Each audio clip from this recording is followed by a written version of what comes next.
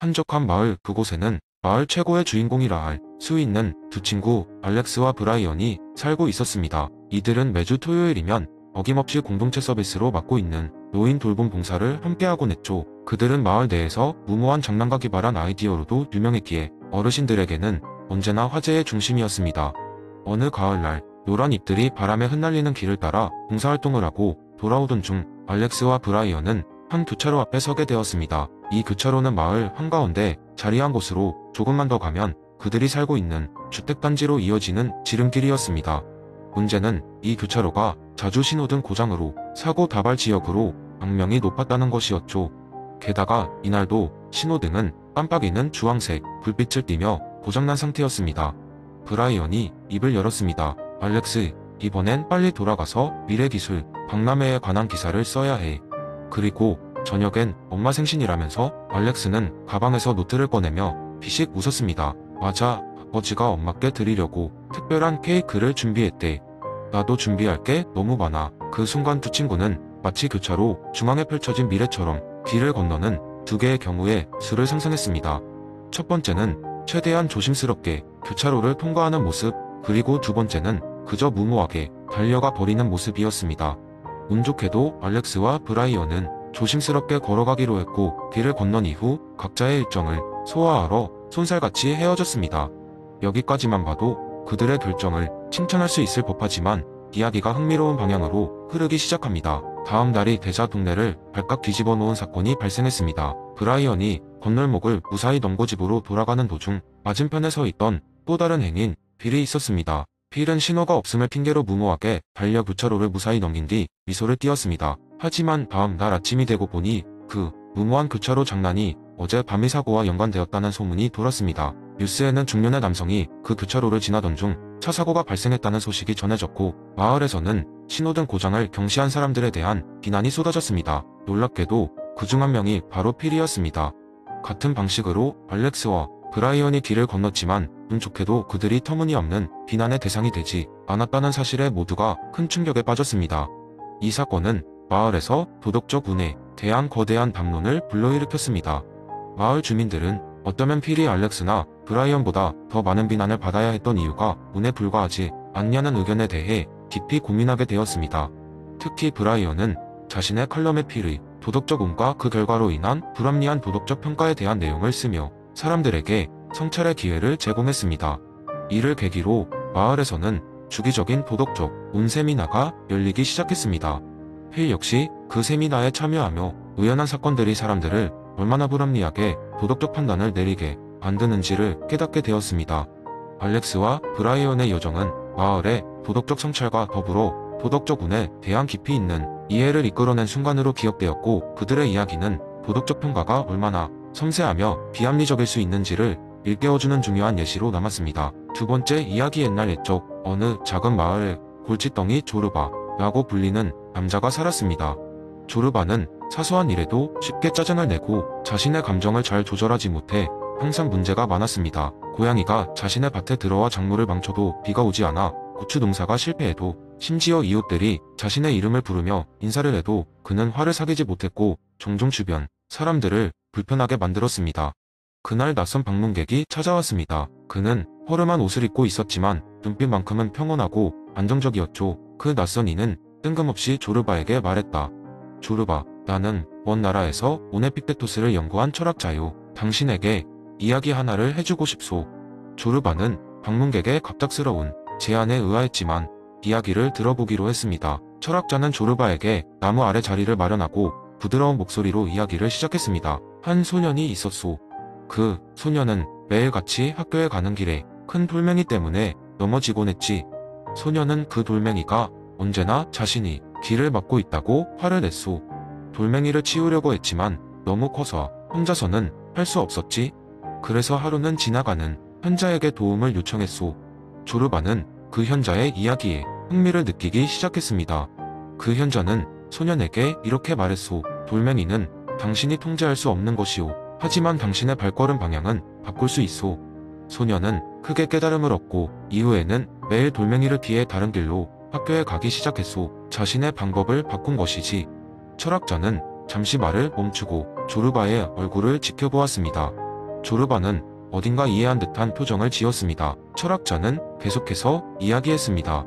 이와 마찬가지로 우리는 외부의 많은 것들을 바꿀 수 없소. 날씨, 타인의 행동, 문명의 장난들. 그러나 우리는 우리의 생각과 감정, 그리고 반응을 조절할 수 있소. 그것이 에픽테토스의 내부의 평온의 핵심이오. 조르바는 그제야 자신의 실수를 깨달았습니다. 매일같이 외부의 사소한 것들에 화를 내고 그것에 휘둘려 자신의 감정을 망가뜨렸던 것을 반성하게 되었습니다. 그는 철학자를 통해 다른 길을 발견하게 된 것과 같은 기분이 들었습니다. 그날 이후 조르바는 덤덤한 조르바라는 새로운 별명을 얻었습니다. 그는 밖의 일에 크게 화를 내지 않았고 대신 자신의 내면의 평온을 찾기 위해 노력했습니다. 고양이가 밭을 망쳐도 조르바는 그냥 웃으며 말했습니다. 아, 고양이가 오늘도 내 작물을 시험해 보러 왔구나. 이웃들은 조르바의 변화를 보고 놀랐습니다. 그들은 조르바에게 어떻게 그렇게 변할 수 있었는지 물었습니다. 조르바는 미소를 지으며 대답했습니다. 에픽테토스가 알려준 비밀 덕분이라네. 내 발걸음을 바꾸었을 뿐이지. 그리하여 조르바는 마침내 자신이 인생에서 내부의 평온을 찾았습니다. 마을 사람들 사이에서 그는 지혜로운 조언자로 불리게 되었고 그의 이야기는 오랫동안 회자되며 마을 사람들에게 큰 교훈을 남기게 되었습니다. 세 번째 이야기, 옛날 옛적에 아타락시아시아라는 작은 마을이 있었습니다. 이 마을은 흔히 알려진 그런 평범한 마을이 아니었습니다. 아타락시아시아의 주민들은 모두 에피쿠로스의 가르침을 따르는 진정한 쾌락주의자들이었습니다. 이들은 쾌락을 삶의 목적으로 삼았지만 누구도 흔히 떠올리는 쾌락을 즐기는 법은 몰랐습니다. 그들의 쾌락은 마을 사람들이 함께 누리는 독특한 것이었지요. 마을의 중심에는 아타락시아의 정원이라 불리는 푸른 정원이 있었습니다. 이곳은 누구나 들어와 따뜻한 차 한 잔과 함께 철학적 담화를 나누며 사색에 잠길 수 있는 곳이었습니다. 이 정원은 에피쿠로스가 생전에 설파했던 검소함과 우정의 중요성을 상징하는 공간이기도 했습니다. 주민들은 매일 오전 첫 햇빛이 비치는 순간 정원에 모였습니다. 그들은 각자의 소박한 아침 식사를 나누며 웃고 이야기하고 때로는 책을 읽거나 토론을 벌였습니다. 이들에게 있어 가장 큰 쾌락은 바로 이러한 조화였습니다. 아침 식사 후에는 각자의 일상 속으로 돌아갔지만 언제나 정원에서의 기억을 가슴에 새기며 하루를 시작했지요. 특히 그들이 중요하게 생각했던 것은 소유가 아닌 존재에 집중하는 것이었습니다. 마을에서는 최신 유행의 옷이나 비싼 물건을 자랑하는 사람을 찾아볼 수 없었습니다. 오히려 그들은 자연 속에서 친구와의 대화에서 그리고 스스로에 대한 깊은 이해에서 만족감을 찾았습니다. 그들은 최소로 만족하되 최대한으로 즐기라 는 원칙을 삶의 철학으로 삼았습니다. 어느 날 마을에 외지인 하나가 찾아왔습니다. 그의 이름은 디온이었고 그는 외부 세계에서 엄청난 부와 명성을 얻고자 했던 사람입니다. 그러나 그는 자신의 끝없는 경쟁과 스트레스에서 벗어나고자 아타락시아시아에 들르게 되었습니다. 처음에는 마을의 단순하고 느긋한 생활 방식이 이해되지 않았습니다. 하지만 시간이 지남에 따라 디온은 이곳에서의 생활이 그리도 찾고자 했던 내적 평화를 제공한다는 것을 깨달았습니다. 디온은 매일 정원을 찾았고 마을 사람들과 차를 마시며 인생에 대한 깊은 대화를 나누었습니다. 처음에는 단지 호기심 때문이었지만 이내 그는 그들처럼 살고 싶다는 강렬한 바람을 느끼게 되었습니다. 그는 자신의 화려한 생활과 소유물을 하나씩 내려놓으며 진정한 자신을 발견하기 시작했습니다. 마을에 온 지 1년이 지난 어느 날 디온은 정원의 한쪽에서 이렇게 말했습니다. 나는 세상의 모든 것을 가졌다고 생각했지만 진정 중요한 것은 눈에 보이지 않는 것임을 깨달았습니다.